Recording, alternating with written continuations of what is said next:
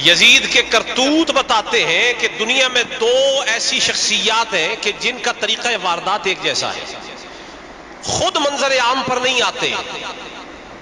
بندوں سے کام کرواتے ہیں، اور پھر 1400 سال بعد مفتیوں کو مخمصہ لگ جاتا ہے کہ کوئی دلیل صریح نہیں ملی، قتل حسین کا حکم یزید نے دیا ہو، بچہ یزید کا ہو، اسے قاتل یزید کیوں لگے؟ حسین کا قاتل کون ہے؟ حسینیوں سے پوچھو، یزیدیوں کو خبر کہاں ہے؟ قاضی شریح جس نے خود فتویٰ دیا ہو، امام علی مقام کو معاذ اللہ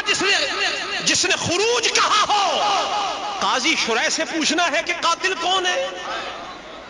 ہر زمانے میں قاضی شریح ہوتے ہیں جنہیں نہ چاند نظر آتا ہے نہ یزید قاتل حسین نظر آتا ہے، کھلی آنکھوں جسے چاند نظر نہ آئے